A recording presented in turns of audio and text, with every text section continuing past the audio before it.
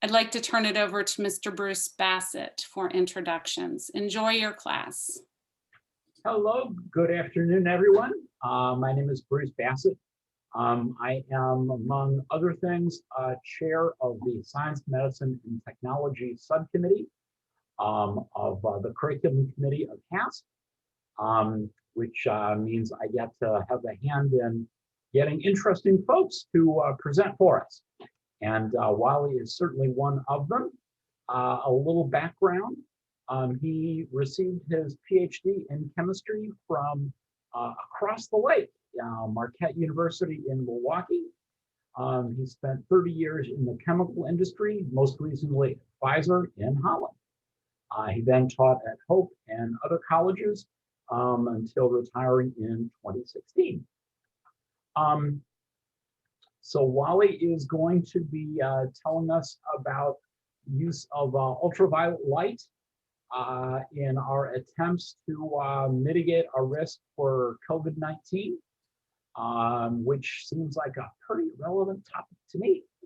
So without further ado, here's Wally. Thank you, Bruce. Can everybody hear me okay? Very good. Yes. All right. Before we start, I want to tell you that I am not an expert on UV lights. I'm actually an expert in everything except I'm not very good at anything. I'm just to give you a background about what I'm trying to do here is that I went through a whole series of learning to find what kind of consumer products available out there on the market for COVID-19 avoidance. And to do that, I present some of my experience here. So now I don't have a complete picture of what's available out there, but I have some limited background what I have done. So I'm here to share with you, and hopefully we can, learn from each other. Maybe you know more than I do. Next slide, please.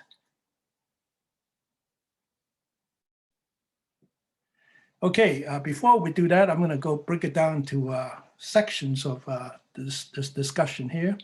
We have classification of the UV lights. We're going to talk about the pros and cons of UV exposure. And part 3 will be the consumer choices of UV lamps. And part 4 is safety and housekeeping concerns using UV lights. And then part 5 will be some real examples. I'm going to demonstrate. Those are not with slides. And after that, we'll have questions and answers. Next slide, please. The presentation is based on two pretty well-known articles. This one, the first one here from the Journal of Biological Chemistry, is a very old publication in the 1950s about UV light on DNA, what happened when any living organism got hit by UV light. And then the second paper is from Wikipedia, which I happen to printed it out. If you want to go online, this is what you will see. And it's about 10 pages, and you can go peruse how UV light is used to control germs and viruses. And I will go on to the next slide to go with my presentation of the pros and cons. Classification of UV lights. UV lights is between visible, which is a less energetic light, and X-ray, which is very energetic region of the electromagnetic spectrum.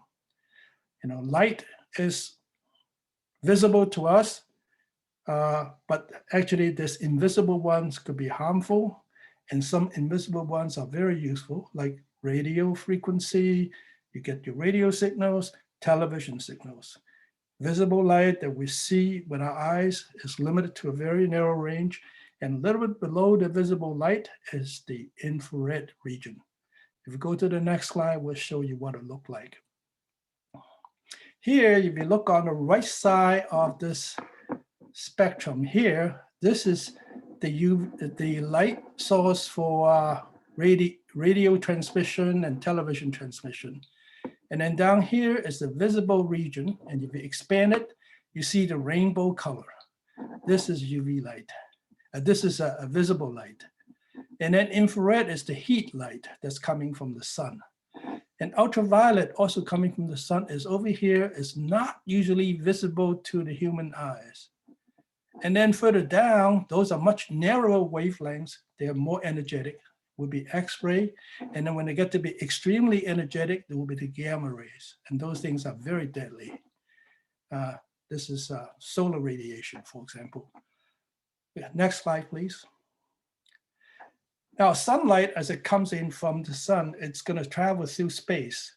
When it gets near the Earth, it's going to hit the atmosphere of the Earth. We have gases on the outer sphere of our globe. And this light changes as it comes through. But at the light, as it comes in, it is quite energetic. It's about 1,400 watts per square meter. That means if you take a solar collector, 1 meter square solar collector, you will get 1,400 watts of power from there. That's a lot of power. So, but then by the time it goes through the atmosphere of the Earth, and the light before it comes to the Earth is 50% infrared as a heat, 40% visible light, and 10% ultraviolet light. So it's only 10% of the total energy coming through at that stage is ultraviolet light. But when it filters through the Earth's atmosphere, all the gases, carbon dioxide, oxygen, nitrogen, by the time it gets to Earth, we are 63% infrared light, that's the heat, 44% visible light, and only 3% UV light. Next slide, please. Of the UV lights, there are 3 kinds of UV lights. The less energetic one is called a long or a soft UV light. It's 315 to 400 nanometers. NM stands for nanometers. And these are not absorbed by the ozone layer in the stratosphere. And then UVB is 280 to 350 nanometers, and that's called a medium length and is mostly absorbed by the ozone layer.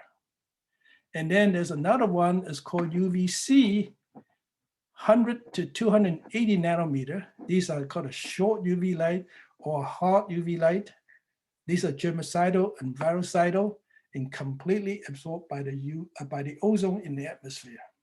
So by the time it filters through, what we see on Earth is mostly UVA and B and a very little bit of UVC.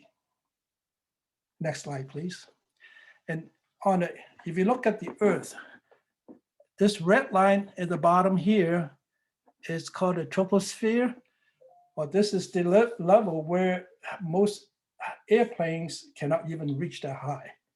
You talk about 11 to 12,000 meters up in the air. These are in kilometers.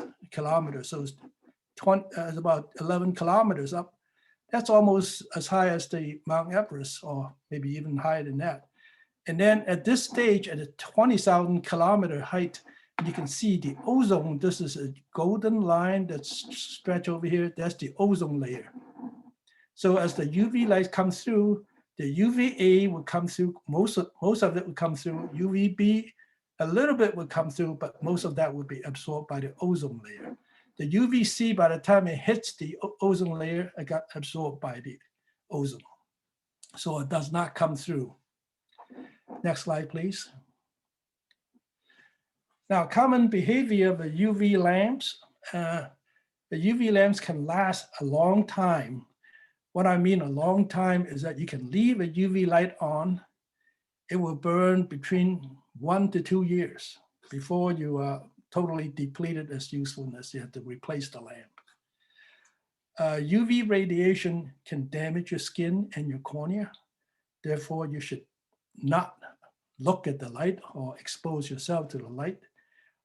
Most people understand they don't want to go out in the sun when the sun is in the middle of the day, because that's the highest level of UV radiation. And UVB and C can be filtered by the ordinary glass. That means if you're sitting inside a house and the sunlight comes through, the UVB and C will be filtered away. And UVA can be filtered by ordinary glass. And UVB and C can come through the glass. UVA, B, and Cs are transparent to quartz or Vicor. Vicor is a Corning product. It's like quartz, except it's got a slight yellow tint to it. And these materials are really good for making enclosures for the UVA, UVC light, because the UVC will not be filtered out by these material, quartz and Vicor. Next slide, please. Okay, we're going to part two of the good part and the bad part of UV lights. A good part of UV light is that it's UVB, for example, is very good at converting cholesterol, which is your dead skin, back to vitamin D.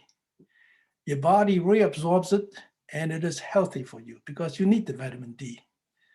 So instead of taking supplements, I normally just go out and play around the golf on a warm day. Even in a late afternoon, you're still going to get UV radiation. So a small amount of exposure is all you need. 20 to 30 minutes, maybe 3-4 times a week. You get enough UV light through your face and your arms by exposing to indirect sunlight. And UVC is germicidal as a disinfectant. The UVC, because it's a more energetic, it can react with oxygen in the Earth's upper atmosphere to produce ozone. And that's why UVC does not come through, because it sees oxygen, it reacts with that, and then it loses its energy to penetrate further and convert oxygen to ozone. Next slide, please. The bad part of UV light, it can hasten aging because wrinkle and color of your upholstery fading, and the rubber tires start to fail, valve stems start to crack on your car, and you have to pump more air into your tires every year because your valve stem is degrading from UV light.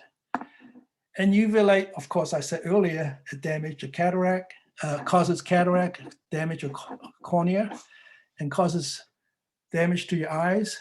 And protein in the cornea is a clear crystalline material, but when UV light hits it, these protein will react and will precipitate and form haziness, and that's what it is dangerous for our eyes. And UV light must be kept clean. You have to make sure there's no oily fingerprints on the quartz or the Vicor. And some UV lamps also contain mercury. Therefore, at the end of the life cycle of a UV light, to dispose of these lights, it's kind of like getting rid of your fluorescent lamps. You got mercury in there. You got to worry about disposal cost. Next slide, please. Now, this is part 3 now, UV lamp choices. I classify these into 3 groups: small, medium, and large. A small is something that is portable, that you can carry with you, for a woman carry in a purse or a man carry in a pocket. Medium will be something much larger than that. You cannot easily transport it without being, obvious about it. It's not a conceal and carry item. And then the large one will be things that you will probably install into your air circulation system at home. And the pros of the small one is ease of use. The con is that it's not very energetic, so it doesn't cover a large area. And other comments of that is that most of these small ones are rechargeable ones. You can just plug it in and charge it up and use it, and then you have to recharge when the energy is depleted. The medium ones are pretty good, but I like to consider these medium ones. They're large, they're for large objects, for maybe a small room, but they could injure your eyes and skin because there's high energy used. But the negative side of that could be controlled. And then the large ones is that they're very effective, but they're very costly, unfortunately, and usually had to be installed professionally. Next slide, please. Now on the small ones, those are 2 to 3 watts power. This handheld units. And these handheld units, I will show you later on how to operate them. They have a 30-second delay. So you turn it on, the light will flash for 30 seconds, and you can let it stand in the middle of your room where you want to expose your items. Then you have 30 seconds to clear the room. And then 30 minutes after the light's been on, it shuts off by itself. So those lamps are great to use, or you could use it as a handheld unit. And the handheld unit it has a shroud. So while you're holding it, only half of this radiating out. So you can point towards the object to radiate. And it takes full 2 hours to charge, and it can only run 2 30-minute treatments, and then you have to recharge. And interesting thing about this product is that there has a little smell at the end of the treatment, especially in a closed room, like a small bathroom. After 30 minutes, smell very fresh in that room. So I think maybe it's indication of ozone, a very low level ozone present. And therefore, it would deodorize your room. And the small smell, I think, is actually kind of pleasant. Next slide, please. Now, this is a small lamp, and I took it apart to show you what it looked like. So it's just fairly straightforward. It's got a push button in the front, and then in the back, it's got a charging. Next slide, please. This is called a medium type of UV light. These are approximately 16 to 18 watts. So therefore 6 times more powerful than the previous one I've shown. And I tried to assemble these and plug them in and use them, but not a single one of them worked. Go to the next slide, please. And I have been struggling with this company. These units were defective, and the merchant did not provide me with a return shipment label. And they keep telling my credit card company that I did not return the item, therefore I should be charged. So I'm still fighting my credit card company and this company that's selling me the lamp.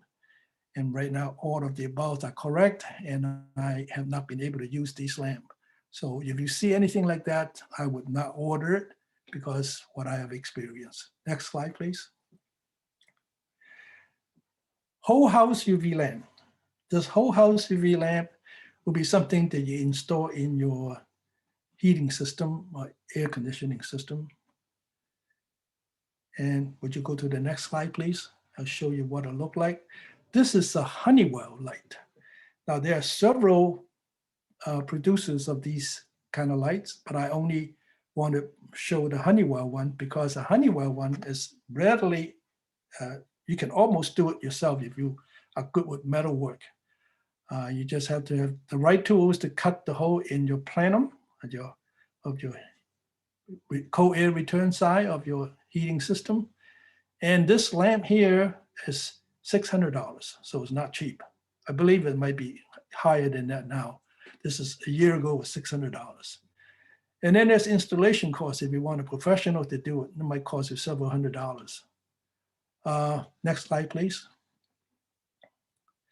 Now, of that Honeywell lamp, I like the best is that there are 3 choices. 3 choices. The number 1 is 100A. It said it will give you 99% kill in 3 hours. That means you have to leave it on for 3 hours with no air movement. Will kill 99.9% effective kill of bacteria. Therefore, it would do probably even more effective than that on virus, since viruses are much smaller and a thinner membrane living organisms, so they should be destroyed easier. And then the other 2 is 100E, which is a dual lamp, is the one I just showed you the picture of. And that one is 87% kill, but that one is because it is operating when the air is moving. So therefore 87% with moving air through the whole house, that's a pretty decent level of kill. So there's still 13% living organism that can come through in your air. But after several circulations of the air, you keep it running all the time, you will eventually get down to a level that you are very comfortable with no bacteria or viral in the house. And then 100E is 70% killed because there's only one lamp in there. Next slide, please. Here I show you a picture of the UV radiation profile of the low pressure mercury lamp. All the lamps I've shown you so far, low pressure mercury lamps, they have most of the light is at the 270, 255 nanometer range. This is the most intense peak. There's about 85% of the light comes in here. And then about 10 to 15% of it is at 185. This little peak here is probably responsible for ozone generation. But with a 2-watt light bulb that you're using, 2% of the 2 watt is actually producing ozone. That's very low. And the ozone is below discomfort level. For a human to detect ozone in the air, it's about 2 to 50 parts per billion. That's very low. And the discomfort level is 500 billion parts. 5,000 billion parts is the lethal concentration. Therefore, we are way away from the lethal concentration. You can detect it by smell. And anybody who's been out there walking in the forest after a storm, a lightning storm, you can smell the freshness in the air, and that is the smell of ozone. And that's very, very low level in the atmosphere. And you will probably detect the same thing when you use the small lamp. Can I go to the next slide, please? Next slide, please. Okay, here's another one. It's called a LED UV light. This one is quite energetic. It doesn't use mercury because it's LED. It's powerful. It's 54 watts of power. Easy to use and not easily damaged. Because I bought this one, I have dropped a couple of times. Nothing happened to it. It's built like a rock. Next slide, please. Now, the previous lamp that I showed you the profile of this UV radiation. It is peaking at about 270 or 280, somewhere there. Therefore, this is a region that is reacting with the DNA base pairs in every living organism, and it will do damage to the DNA. Therefore, things like viruses, bacteria could be deactivated. Next slide, please. And the radiation exposure is inversely proportional to the square of the distance. Therefore, if you are standing within a foot, your exposure is 4 times that of if you are 2 feet away. Because 2 feet away is 2 to the power of 2, that's 4. So you have 25 times, 25% of the exposure at 1 foot if you stay at 2 feet. And for this lamp, they said you should stay about 1 meter away when you do this, when you use it. Next slide, please. And recently I saw in the Wall Street Journal that you can buy this little unit for about $230. It has a UV lamp at the bottom here and a little fan. So you draw air through here through a filter, and UV light would deactivate any living organism. And then when it comes out to the top, so you have clean air you can breathe. And that is pretty expensive for a desktop unit. So you can probably use it at your desk. You can use it, maybe a restaurant could put that, in the dining room table to keep that area clean. That is the limit, but I don't believe it is meant for a big area. This is probably for a small bathroom will be okay, for office area will be okay. Next slide, please. Some examples, and now we don't need the slides. Thank you very much, Susan, for showing the slides. I'm gonna do now is if you can put me back to me as a speaker, and I will show you some of the things I have been doing.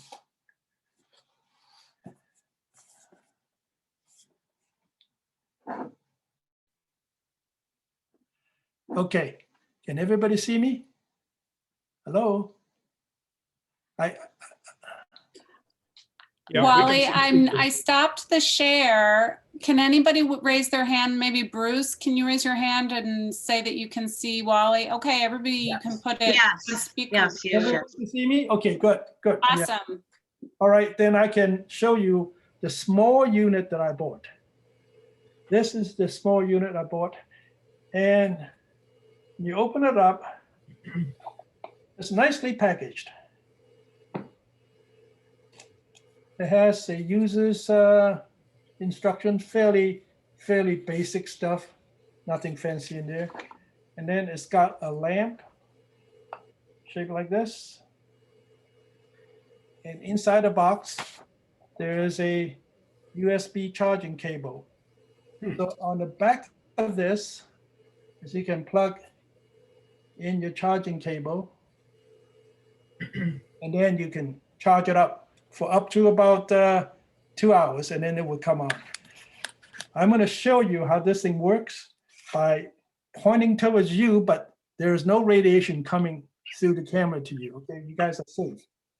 What I'm going to show you is that I'm going to put a shroud in front. So this is a half cover. This side here is blocking the radiation. This side here, you have the radiation coming through.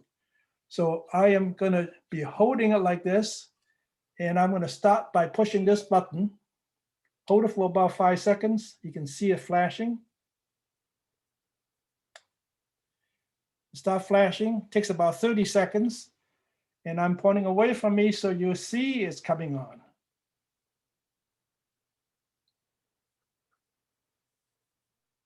It's flashing on my side, but once it comes on, it's just steady blue light.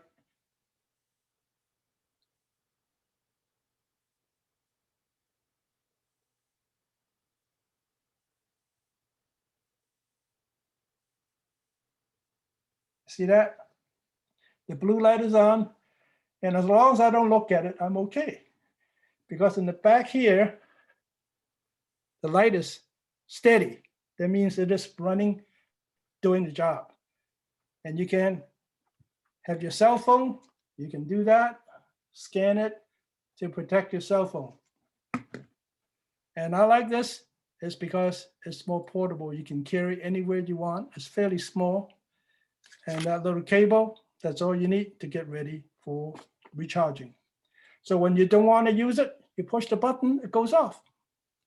Or you can wait 30 minutes, it goes up by itself. It's got a little stand so you can flare the legs. You can set it on a table. It can stand like that. Okay? So that's a small unit, which is okay.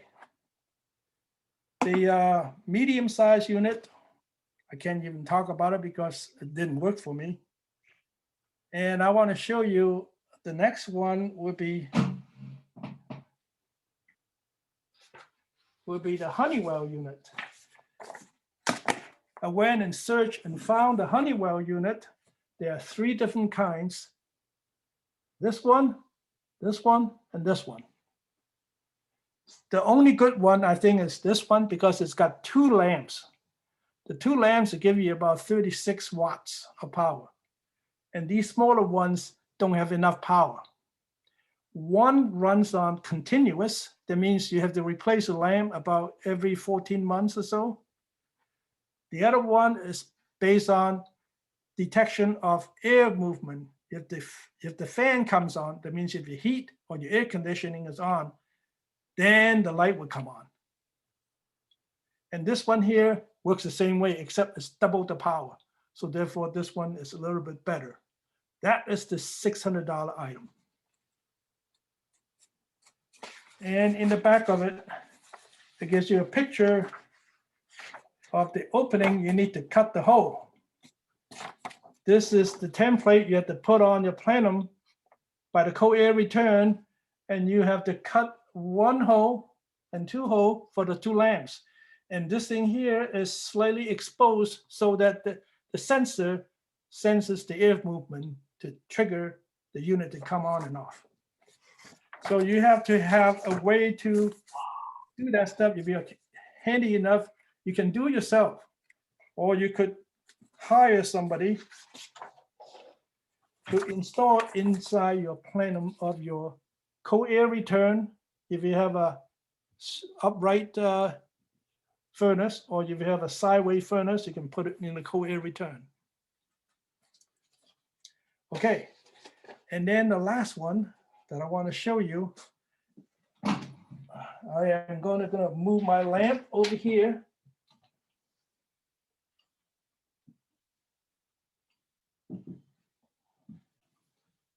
Can you guys see that behind me? Everybody can see that? Okay, so that is the LED light.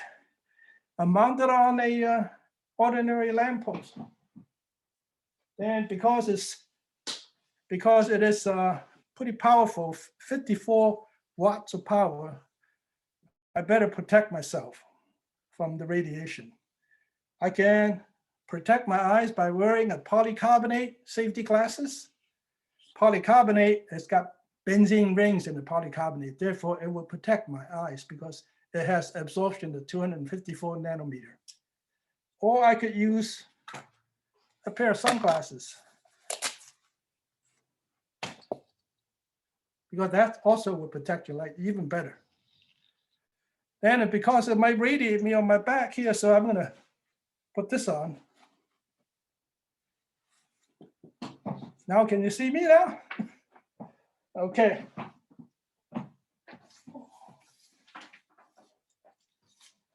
Knowing that, I'm gonna go plug in the light and you will see it come on. Can you see it? We see it. Very good. It is kind of purplish color. Tinge to it, yeah, purple tinge. Yes. Yes. So that light is very, very dim, but because it's UV light, you can't really see all the radiation. What you see is just the side of that, it's just barely into the visible range. Visible. Really able to see.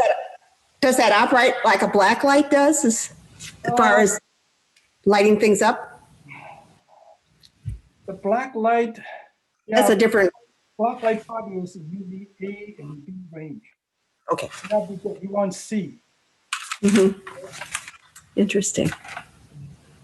Jeez. All right. So I'm going to unplug it because I don't want to get myself radioactive. So this is the extent of what I can tell you of what my experience is. And I hope you guys are able to come up with whatever you want to do. May I say something? Yes. Is that okay? Okay. I was going to say, when we built the place we're in now in 2016, and we went to do our air conditioning and heating service and all, we wound up with a Napoleon is the name of the furnace, and it has like sort of a double ignition kind of thing where it really burns up most of the gases. But one of the things that I opted for was the UV light. It's actually in it, and then with the COVID, I got to reading up on it and found out it's okay, but it's a single bulb. We hadn't changed it, and here we were 2019 or 2020 at that point. So I had looked it all up, and we wound up with a bulb, and the gentleman came and put it in, said, be very careful, don't touch it, like you were saying, the oils. You can, the rest. but then you have to clean it. Yeah, okay, okay. I can show you how I take this apart. This is a unit that I demonstrated by pulling it apart. Pull that off. Right. Okay. Right. I can touch it with my fingers if I have to take the lamp out, but it's very awkward to try to grab down at the base, try to get the lamp housing. Yeah. Okay? So if you do that, you should use a clean tissue. There you go. Unlinting tissue. Okay. Rub and clean it. So okay.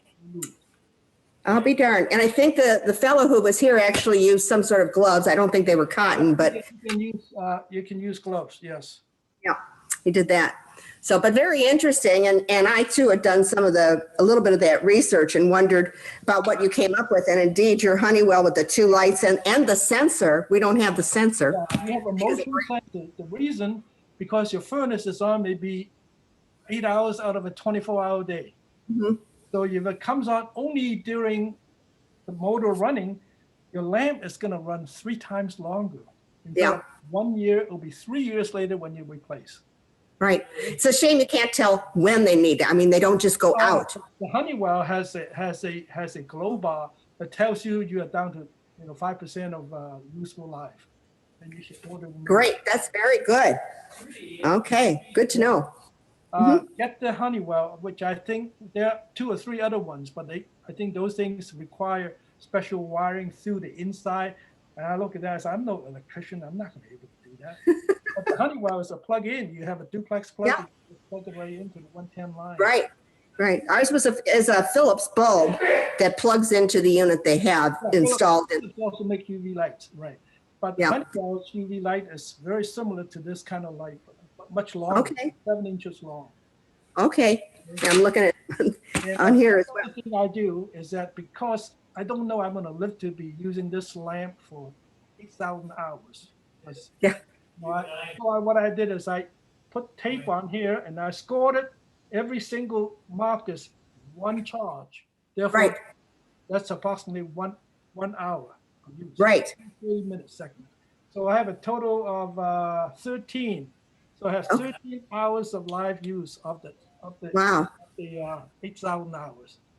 Amazing. So I just keep track of this, and then if I fill up this tape here, and I just put a new one on, Right. keep track of how much I already have, and then continue on.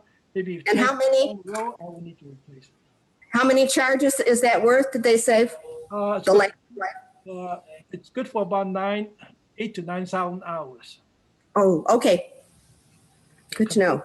8 to 9,000 hours. And I'm sorry, we had a serviceman come to the door when you were talking. Did you say where you purchased those? Were they online? I did it online, yes. This, Okay. I think these 2 might be the same company, but I am really leery about the other company because they were just shady. They have names like Salazar, and I said, wait a minute, this is a Chinese company. How come they have Italian names, and then they had checks, and they were sending things from the Ukraine, supposed to come in from the Ukraine, but eventually came in from China. I think they were so afraid they might be, might be stopped by the U.S. Customs, so they Yes, just try to avoid that issue. Mm-hmm, mm-hmm. So that is the land. Okay. You have anybody has question? Before you ask question, please unmute yourself before you can ask the question. We had a question on chat.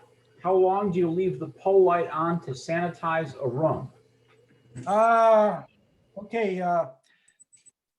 I just had a house repaired, so I have a lot of workers in the house: drywallers, painters, and people working on the attic, and people working on the trusses. So the house is occupied from November to about 3 weeks ago, and I have to disinfect every time they come through. So I put on this lamp in 3 different spots in this room. 30 minutes each spot, so it's an hour and a half. I disinfect. This way I can, at least minimize the possibility of getting COVID. One other thing about these guys is that many of these people I work with, the construction people, because they had to be in different homes to do work, and many of them came down with COVID. Even their supervisors came down with COVID because they had to work with the crew, and the crew might come in to work with the COVID because they got it from some other customer. So we got to be very careful with allowing people into the house. Yes. Any other questions? When your construction workers were there, did they wear masks? Yes, they all wore masks. I have very good. Yes, Bob. So the air purifiers, like fit into your plenum, will be effective in cleaning and purifying the air, but they'll have minimal effect on surface bacteria and viruses. Is that correct? Okay, there's a big difference between bacteria, mold, and viruses. Okay, mold are pretty big. Molds are Most actually you can see under microscope. Bacteria, you have to look at electron microscope. Viruses are much smaller. Bacteria and virus is kind of like a semi and a bicycle. The virus is very, very small. And therefore, if you can kill a bacteria, you can kill a virus a lot more faster with the UV light.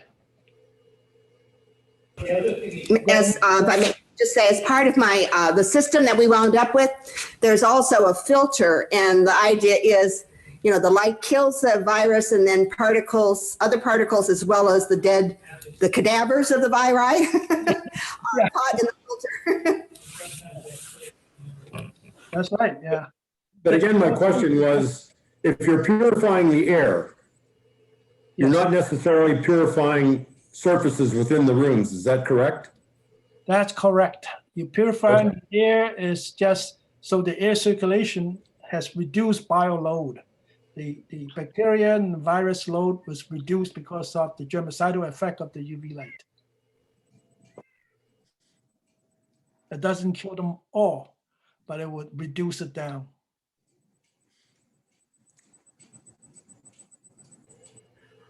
Another question Go ahead. is how much do the small units cost? Oh, when I bought it, I bought 3 of them. I think cost me maybe about $130 for 3 units. Okay. You can get 3 units. You can use it in the bathroom and the hallway and the entryway. So you set them up, and then 30 minutes later, you go back and move them again to 3 other spots. So that's the way I would do it. Because I got kind of like a 35% off if I buy 3. The company's name, can you guys see that? It's called Sterilize X. Sterilize X, okay. Sorry, I can't hear you, sir. Who is it?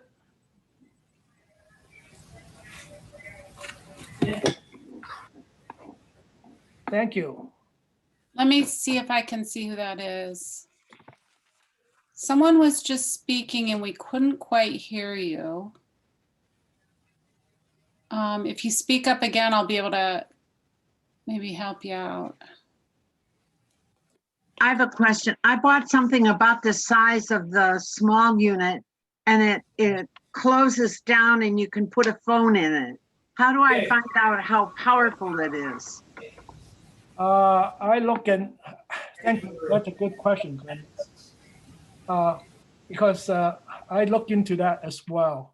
Oh, I good. found out that you are confining the UV light to a small area, like a little purse, a little container. And what happens if you have a cell phone that is too big for it, or that you cannot rotate it, get both sides radiated? Because with the unit like mine, you don't have that worry. I can actually set the UV light in the center and arrange the articles around it like Stonehenge, you know? So I just let the radiation hits it from different sides. And then after 30 minutes, I turn them, and then I hit the radiation light again and do the backside. But my phone fits in the unit, and it only takes 10 minutes on each side. How do I find out how powerful it is? Most of the units would be like this one, fairly ineffective, you know, not very powerful. Okay. If you can smell the clean gas, that means it is probably okay. It's a good one. Awesome. So she helped a lot of poor people. I'm sorry? What was it?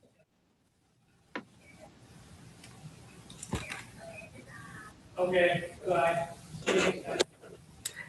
Have fun. Is anyone speaking? Regarding the phone cleaning, could you go online and look up the product, the name of the product? Just Google it. Maybe there'll be more information. Was that Bonnie who asked? I can't tell.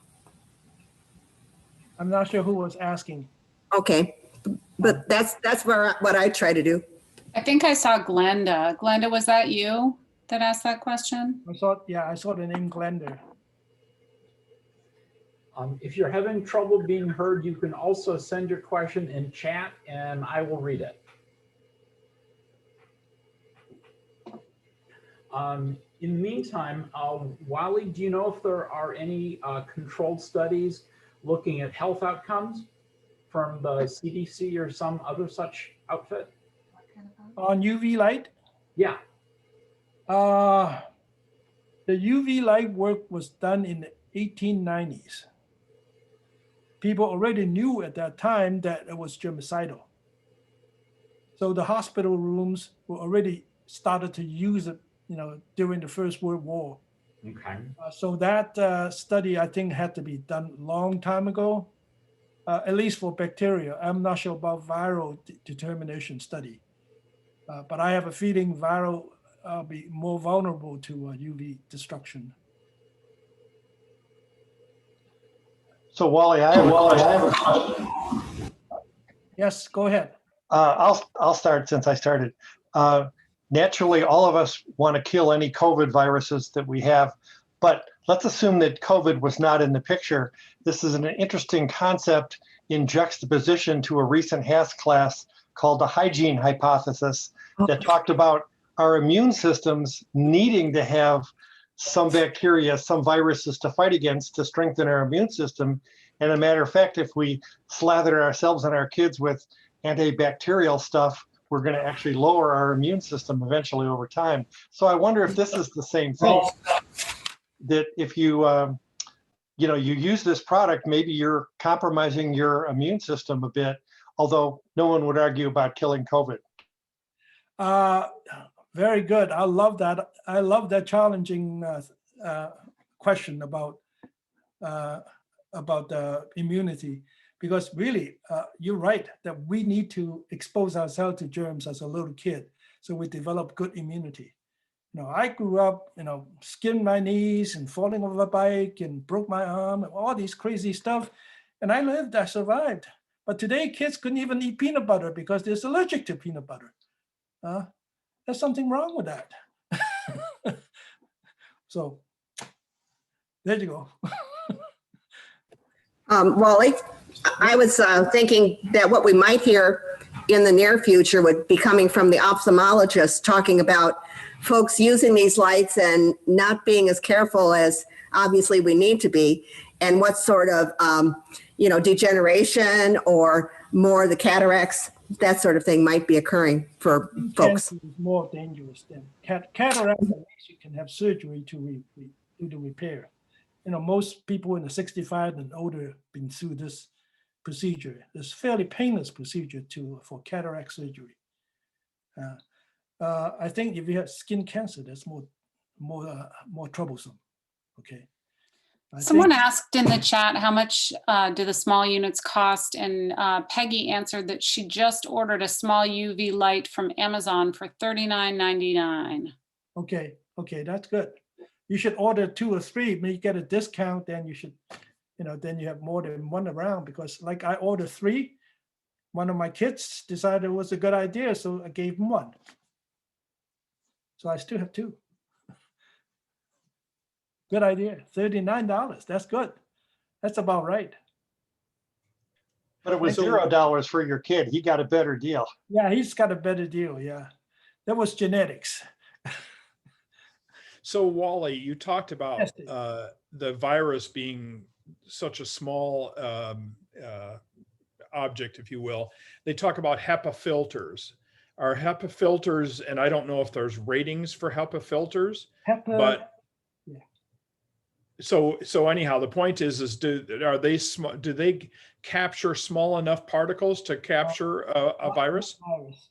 HEPA filter is 0.3 micron is the filtration limit. About 99.7% filtered off with 0.3 micron or larger. And virus particles are much smaller than 0.3 micron. So virus particles will go through the HEPA filter. Okay, so HEPA filter may clean out particles, but it's not going to capture a virus. That's correct. Okay. Okay, good. One other question. So I have psoriasis and I use a light box. and the light box is 311 nanometers.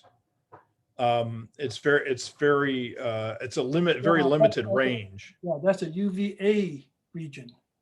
Correct. Yes. But it's a very narrow. I mean, if you look at the frequency chart, like what you described, it's a huge peak in that range. Okay. So but that keeps my psoriasis at bay.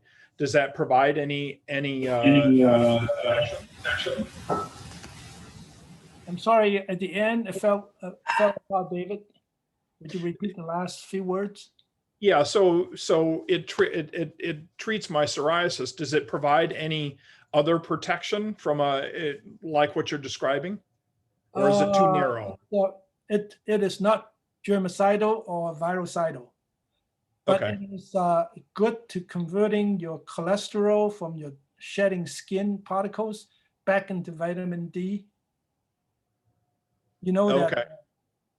things that fall off your body, you know, the microparticles from your body, we Yes. shed all the time. We shed millions of particles a day.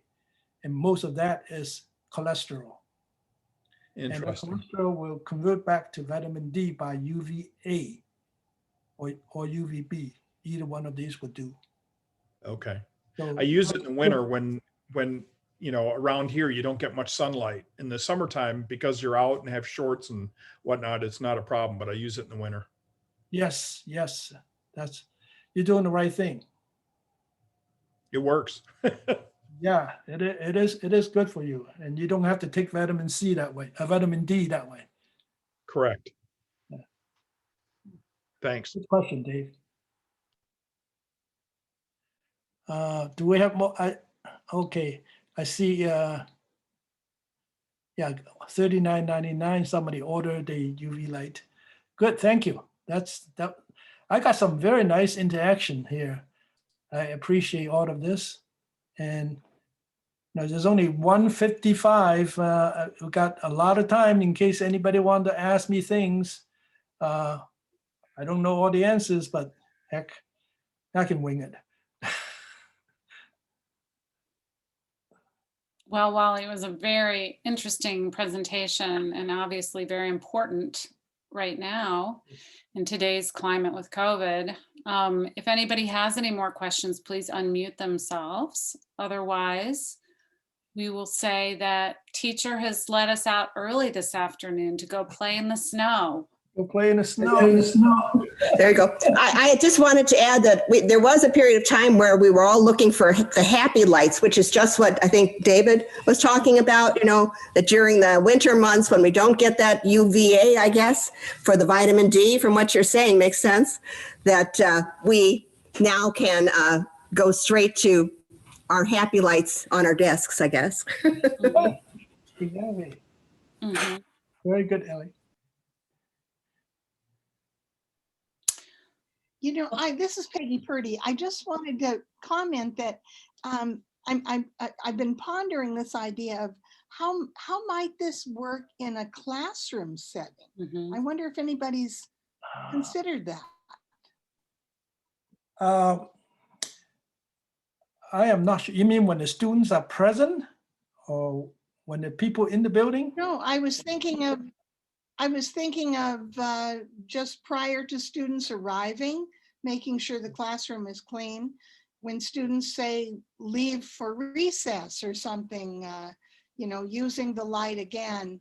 I mean, it's just a thought. I know, people are really struggling with kids going back into the classroom. And I wondered if this might be some kind of an option. You could reduce the amount of bioburden inside a room when the children are in recess.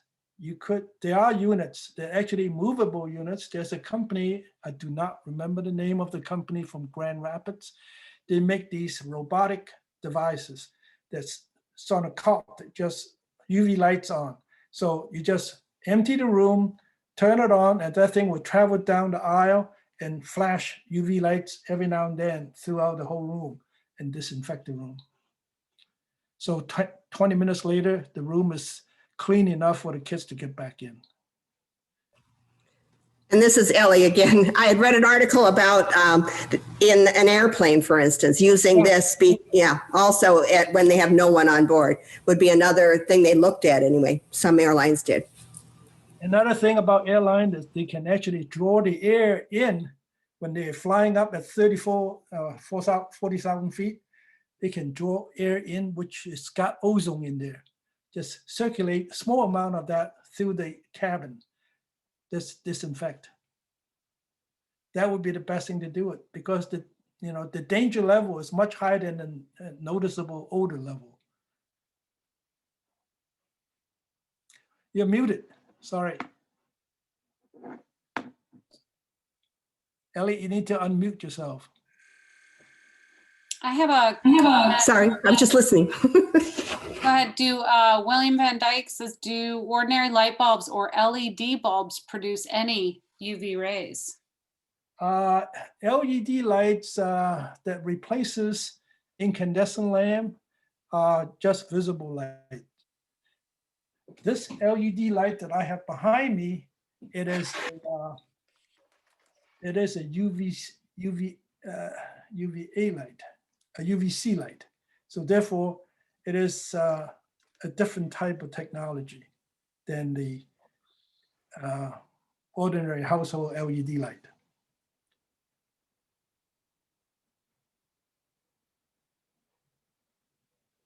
It's One not. thing I thought of that I'd love for you to just weigh in on is, as people do head back to an office environment, do you think that this is something that corporations should be investing in desktop air sanitizers? I mean, I think maybe the janitorial crew should have that available to them when they do house cleaning, like office cleaning. After they clean, they run this electronic unit down, the robotic unit down the office to disinfect before they move on to the next area to clean. That's would be maybe part of the routine of housekeeping should be done that way. Mm. I think most of clinics are doing that. Oh, and also, well, I was just going to mention, the UVC also being used for, I think it's UVC for sterilizing water. I know when we were camping, instead of using iodine now for the spring water or the river water, you can use, it has a light that actually goes into the tube with the water and so forth. That's correct. That's correct. Mm-hmm. The UV light is, you could use UV light to disinfect the water. Yes. To kill bacteria. In fact, I think Robert Half is the company that makes something like that for house use. You can mount it at the bottom of your kitchen sink. It just clean the water so you can use it for drinking purposes. You're muted. Oh, I was going to say, it's interesting that, I was wondering about that too. Online, they have an advertisement for that very system. Whereas when we were looking for water purification, where we lived on the other side of the state, reverse osmosis was the big thing. That, and then also, of course, your carbon filters. But now, UVC light is being talked about. UVC light is good, but reverse osmosis might not be a good choice for water. It's because you are removing all of the electrolytes, including the needed electrolytes for life support to keep your sodium potassium channel working properly in the body. You need to have electrolytes, so don't remove those.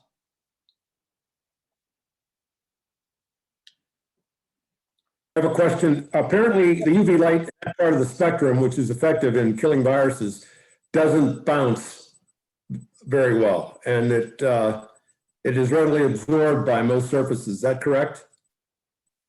That's correct. Good point. You've been reading up on it. Yes. My dental office says that they are purifying the air. I don't know if it's UV light or not. Something in their air system is what they're advertising to help keep the air. They are Honeywell room units that you up to about 800 square feet or 1,500 square feet, depending how much you want to spend on. Those are multiple filters I've got a carbon filter, a pre-filter, and a post-filter, and a HEPA filter. There's like 4 or 5 layers of filters. And some of them even use UV light, like the Wall Street Journal advertisement I was telling you earlier.